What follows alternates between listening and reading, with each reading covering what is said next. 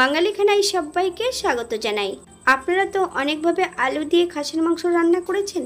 একবার আমার মতন করে সহজ পদ্ধতিতে আপনিও শিখে নিতে পারবেন ছোট ছোট টিপস সহ। তবে এত তেল মশলা কম দিয়ে কিভাবে আমি আলু দিয়ে খাসির মাংস রান্না করলাম, চলুন সেটা একবার দেখে নেওয়া যাক ভিডিওর মাধ্যমে।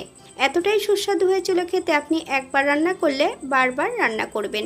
আশা করছি আজকের ভিডিওটি ভালো লাগবে। সকল বন্ধুদের কাছে অনুরোধ করছি সম্পূর্ণ ভিডিওটি দেখার। এখানে আমি আগের থেকে 1 কেজি মাংস ধুয়ে রেখেছি। মাংস ধোয়ার পদ্ধতি আমার এই চ্যানেলে দেওয়া আছে, আপনারা একবার চ্যানেলটি ঘুরে দেখে নেবেন। বেশ কিছুটা কাঁচা সর্ষের তেল আমি মাংসর গায়ে লাগিয়ে রেখেছি।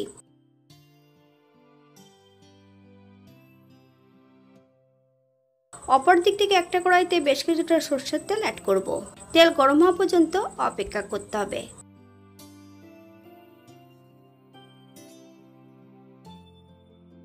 হাফ চামচ লবণ আর হাফ চামচ হলুদ গুঁড়ো দিয়ে বেশ কিছুটা আলু আমি ভেজে নেব। আপনারা যদি পছন্দ করেন তাহলে পরিমাণে বাড়িয়ে দিতে পারেন। আমি আলুর টুকরোগুলো কিন্তু একটু বড় বড় রেখেছি, আপনারা এর থেকে ছোট বড় করে নিতে পারেন। বাঙালি রান্না ঘরোয়া উপকরণ দিয়ে আপনাদের যদি পছন্দ হয় তাহলে চ্যানেলটি সাবস্ক্রাইব করে দিয়ে পাশে থাকবেন। পাশে থাকা বেলটি বাজিয়ে দেবেন, নইলে নিত্য নতুন রান্নার নোটিফিকেশন পাবেন না। আমার এই চ্যানেলে খাসির মাংস ছাড়াও অন্য রেসিপি দেওয়া আছে, আপনাদের যদি পছন্দ হয় তাহলে চ্যানেলটি ঘুরে একবার দেখে নেবেন। আলুগুলো এই পর্যায়ে তেল থেকে তুলে নেব। আপনারা এর থেকে কম বেশি ভেজে নিতে পারেন।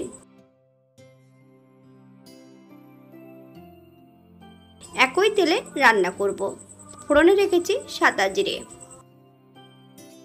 ফোড়ন থেকে সুগন্ধ বেরোলে মিডিয়াম সাইজের 3টে পেঁয়াজ বেশ বড় বড় করে কেটে নিয়েছি। সম্পূর্ণ পেঁয়াজের টুকরোগুলো এই পর্যায়ে অ্যাড করে দেব।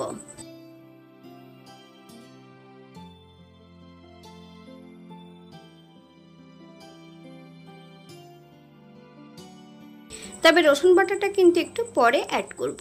হাই ফ্লেমে বেশ কিছু সময় ভেজে নিতে হবে। এখানে আমি 2 থেকে 3 পিসের মতন চর্বি অ্যাড করেছি। যদি চর্বি অ্যাড করা হয় তেলের পরিমাণটা কিন্তু কম লাগবে। 1 চামচ লবণ, আপনার স্বাদ অনুসারে লবণটা অ্যাড করবেন।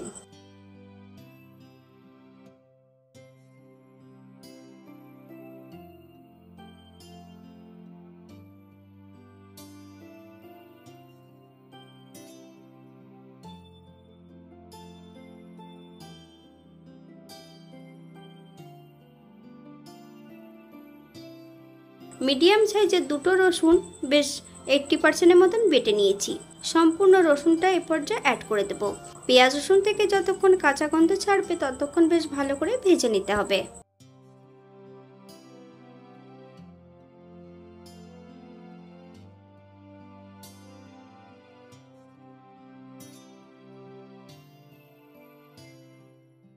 আগের থেকে বেশ কিছুটা মশলা বেটে রেখেছি, তবে মশলাটা কিন্তু আমি শিলে বেটেছি। বেশ কিছুটা শুকনো লঙ্কা, আদা, জিরে, ধনে একই সঙ্গে বেটে নিয়েছি।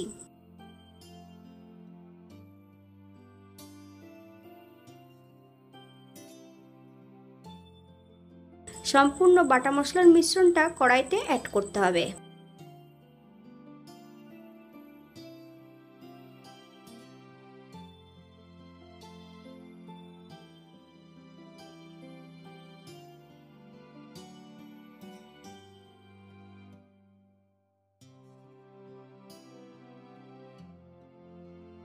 হাফ চামচ হলুদ গুঁড়ো, 1 চামচ কাশ্মীরি লঙ্কার গুঁড়ো,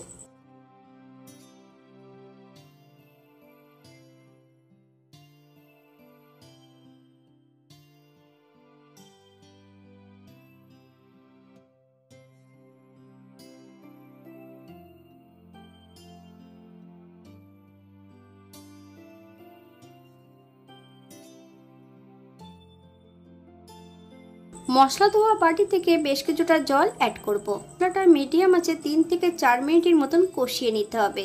অথবা মশলা থেকে যতক্ষণ তেল না ছাড়ছে ততক্ষণ বেশ ভালো করে মশলাটা কষিয়ে নেব।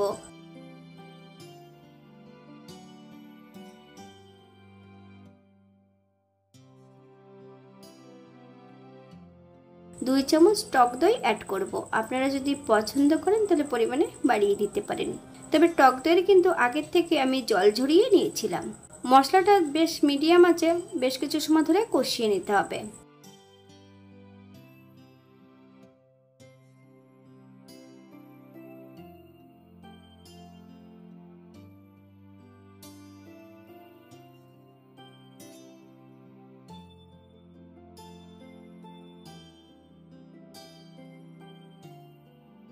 ম্যারিনেট করা সম্পূর্ণ মাংসগুলো অ্যাড করে দেব। হাই ফ্লেমে বেশ কিছু সময় মাংসটা কষিয়ে নিতে হবে।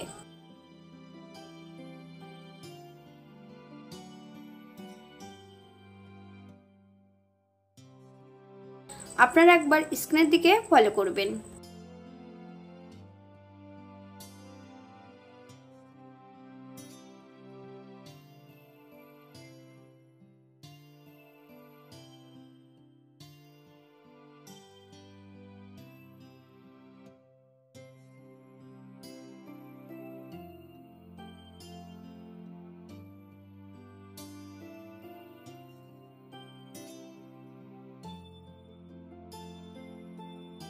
এক চামচ গোলমরিচের গুঁড়ো, আপনারা যদি পছন্দ করেন তাহলে পরিমাণে বাড়িয়ে দিতে পারেন। তবে মাংস যত ভালো কষানো হবে মশলার সঙ্গে, মাংস খেতে কিন্তু বেশি সুস্বাদু হবে।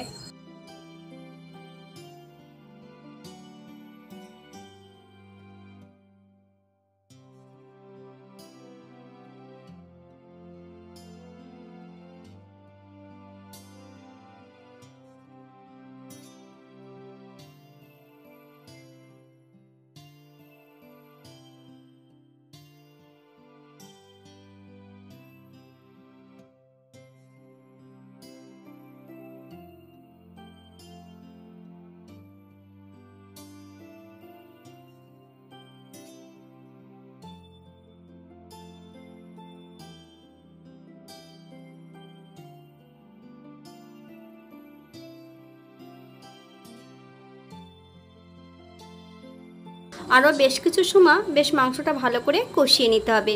30 থেকে 40 মিনিটের মতন মাংসটা কষিয়ে নিলেই হবে।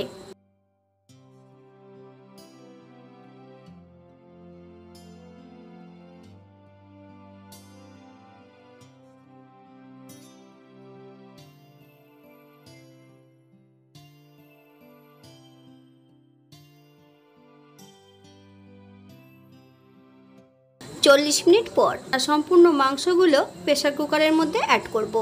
3টে রসুন, সম্পূর্ণ ভেজে রাখা আলুগুলো অ্যাড করব। 1 কাপ জল অ্যাড করতে হবে। 2টো হুইসেল দিয়ে নেব প্রেসার কুকারে। 10 মিনিটের জন্য প্রেসার কুকারটাকে স্ট্যান্ডিং টাইম দেব। একই কড়াইতে আবার ঢেলে জাল করে নিতে হবে।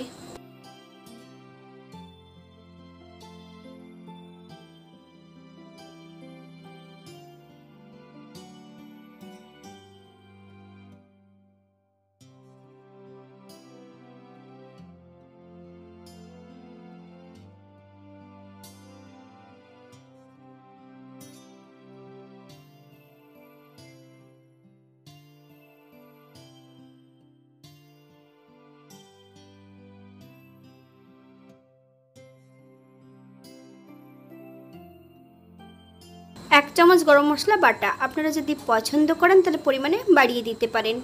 হালকা হাতে নেড়ে চেড়ে মিশিয়ে দিতে হবে। 5 মিনিটের জন্য স্ট্যান্ডিং টাইম দেব, তারপর সার্ভ করব।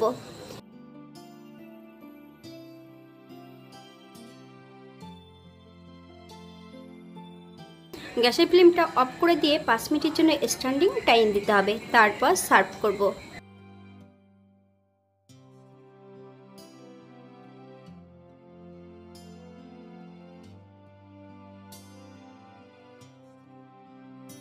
এটা দেখতে যেমন ভারী সুন্দর হয়েছিল, এটা গরম ভাতে খেতে কিন্তু অসম্ভব ভালো হয়েছিল।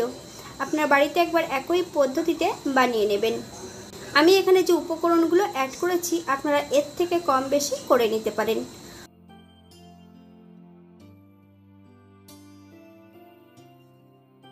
আজকে ভিডিওটি এই পর্যন্ত। সবাই সুস্থ থাকবেন, ভালো থাকবেন। অন্যদিন নতুন রেসিপি নিয়ে আপনাদের সামনে আবার আমি হাজির হব। নতুন ও পুরনো সকল বন্ধুদের অসংখ্য ধন্যবাদ ভিডিওটি দেখার জন্য। হাতে যদি সময় থাকে তাহলে একটা লাইক, কমেন্ট, শেয়ার করবেন।